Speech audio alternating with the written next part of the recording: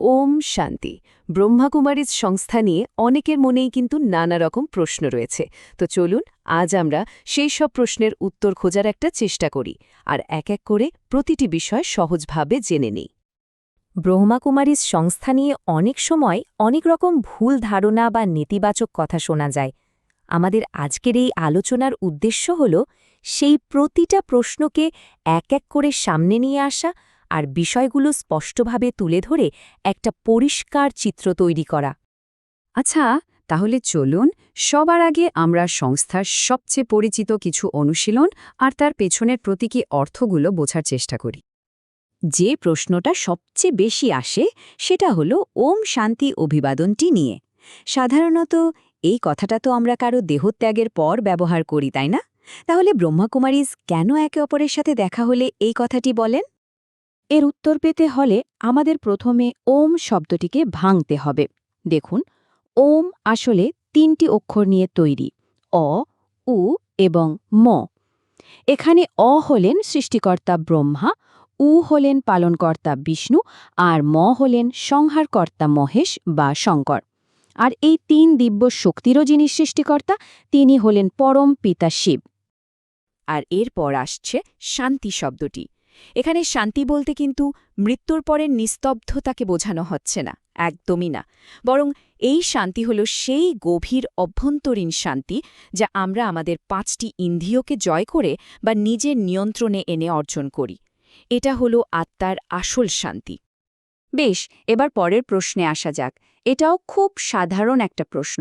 সদস্যরা কেন সবসময় শুধু সাদা পোশাক পরেন? আমাদের সমাজে তো সাদাকে সাধারণত শোকের রং হিসেবেই দেখা হয়। আসলে এখানে সাদা রঙের অনেকগুলো গভীর অর্থ রয়েছে। প্রথমত, এটা বিশুদ্ধতা আর স্বচ্ছতার প্রতীক। ভাবুন তো, সাদা কাপড়ে একটা ছোট্ট দাগও কেমন স্পষ্ট দেখা যায়, তাই না? ঠিক তেমনই এই জীবনযাত্রায় ছোটখাটো ভুলও যেন চোখে পড়ে। সাদা রং ভেতরের আর বাইরের দুয়েরই উজ্জ্বলতার প্রতীক। আর ঠিক যেমন যুদ্ধ থামানোর জন্য সাদা পতাকা দেখানো হয়, তেমনি এই রংটি হল শান্তির প্রতীক। চলুন এবার আমরা সংস্থার কিছু মৌলিক বিশ্বাস এবং এর প্রতিষ্ঠাতার ভূমিকা নিয়ে কথা বলি। এখানে একটা খুব বড় প্রশ্ন ওঠে, ব্রহ্মাকুমারীজের যে প্রতীক চিহ্ন বা ছবি, সেখানে সৃষ্টিকর্তা ব্রহ্মার জায়গায় প্রতিষ্ঠাতা দাদা লেখরাজকে কেন দেখানো হয়? এটা কি প্রচলিত হিন্দু বিশ্বাসের বিরোধী নয়? এর পেছনের ধারণাটা হল একটা নতুন জগৎ সৃষ্টির। বলা হয় দাদা লেখরাজ দিব্য দর্শনে দেখতে পেয়েছিলেন যে কলিযুগের পাপে পৃথিবী ধ্বংসের দিকে এগিয়ে যাচ্ছে। ঠিক সেই সময় তিনি পরমপিতা শিবের কাছ থেকে একটা নতুন দিব্য সমাজ গড়ার আদেশ পান। আর এই নতুন জগৎ তৈরির জন্য তিনি সমাজের মধ্য থেকে কিছু মানুষ, বিশেষ করে ছোট ছোট মেয়েদের বেছে নেন, যারা পরবর্তীকালে দাদি হিসাবে পরিচিত হন। যেহেতু তিনি একটা সম্পূর্ণ নতুন দিব্য সমাজ বা জগৎ সৃষ্টি করছেন, তাই এই বিশেষ প্রেক্ষাপটে তাকেই নতুন ব্রহ্মা বা সৃষ্টিকর্তার ভূমিকায় দেখা হয়। আচ্ছা, এবার কিছু কঠিন সমালোচনা। মানে সংস্থার ভেতরের বিষয় নিয়ে বাইরে থেকে যে প্রশ্নগুলো ওঠে সেদিকে একটু নজর দেয়া যাক। একটা খুব গুরুতর অভিযোগ শোনা যায়। অনেকেই যারা 20-30 বছর ধরে সংস্থার সাথে যুক্ত ছিলেন, তারা বেরিয়ে যাবার পর বলেন যে পুরো বিষয়টাই নাকি একটা প্রতারণা। এমনটা কেন হয়? এর উত্তরে একটা খুব সুন্দর উপমা দেওয়া হয়। একবার ভাবুন তো, সাঁতারের ওপর লেখার সেরা বইটা যদি কেউ 112 পড়ে কিন্তু কোনোদিন জলেই না নামে, সে কি কোনোদিন সাঁতার শিখতে পারবে? পারবে না।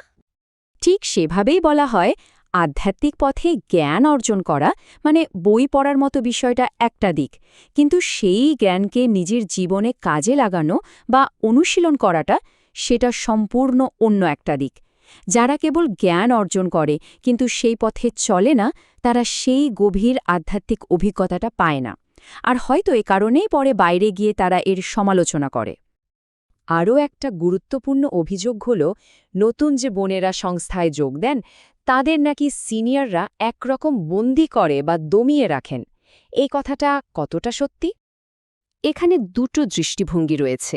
সমালোচকরা বলেন তাদের বন্দি করে রাখা হয়, আর সংস্থার তরফ থেকে ব্যাখ্যা দেওয়া হয় যে বিষয়টা আসলে একটা প্রশিক্ষণের মতো। যেমন স্কুলে একজন শিক্ষক ছাত্রছাত্রীদের ভালোর জন্যই তো কিছু নিয়মকানুন শেখান, তাই না? বলা হয় ঠিক সেইভাবে নতুন সদস্যরা যখন বাইরের জগৎ থেকে আসেন, তাদের এখানকার আধ্যাত্মিক অনুশাসন শেখানোর জন্য একটা প্রশিক্ষণের মধ্যে দিয়ে যেতে হয়। এই শৃঙ্খলাবদ্ধ প্রশিক্ষণকেই হয়তো কেউ কেউ ভুল করে বন্দি দশা বলে মনে করেন। বেশ, এবার একদম সবশেষে ব্রহ্মাকুমারিজের যে সাংগঠনিক কাঠামো, বিশেষ করে এর নারী নেতৃত্বের ভূমিকা, সেটা নিয়ে একটু কথা বলা যাক। একটা বিষয় লক্ষ্য করার মতো, এই সংস্থার সমস্ত বড় বড় পদে মানে সিনিয়র লিডারশিপের ভূমিকায় কিন্তু মহিলারাই থাকেন। প্রশ্নটা হলো কেন পুরুষরা কেন নেতৃত্বে থাকেন না? এর পেছনের মূল ধারণাটি হল নারী শক্তি। এখানকার বিশ্বাস অনুযায়ী নারীদের মধ্যে সহনশীলতা, ধৈর্য আর দুঃখকে নিজের মধ্যে শুষে নিয়ে অন্যকে সুখ দেওয়ার ক্ষমতা স্বাভাবিকভাবেই বেশি থাকে। আর বলা হয় যে পরমপিতা শিব এই নারী শক্তিকেই ব্রহ্মা বাবার মাধ্যমে বেছে নিয়েছিলেন এই দিব্য সমাজকে পরিচালনা করার জন্য। তবে এর মানে কিন্তু এই নয় যে পুরুষদের কোনো ভূমিকা নেই। পুরুষরা মানে ভাইরা এখানে সম্পূর্ণ সহযোগী হিসাবে কাজ করেন। তারা প্রশাসনিক ট্রাস্টের অংশ, সমস্ত কাজে সাহায্য করেন। কিন্তু আধ্যাত্মিক দিক নির্দেশনা দেওয়ার যে মূল দায়িত্ব, সেটা মা এবং বোনেদের হাতেই থাকে। এটাকে নারী শক্তির প্রতি এক গভীর শ্রদ্ধা হিসাবে দেখা হয়। আত্মিক শক্তি বাড়াতে হলে প্রতিদিনের মুরলির স্মরণই আমাদের সর্বোত্তম সহায়। এই কারণে আপনার জন্য আমরা নিয়ে আসি মাত্র 5 মিনিটে সুন্দর ছবি সহ বাংলা মুরলি সামারি। আরও গভীরতা ও স্পষ্টতা পেতে চ্যানেলটি সাবস্ক্রাইব করে সাথে থাকুন। ধন্যবাদ। ওম শান্তি।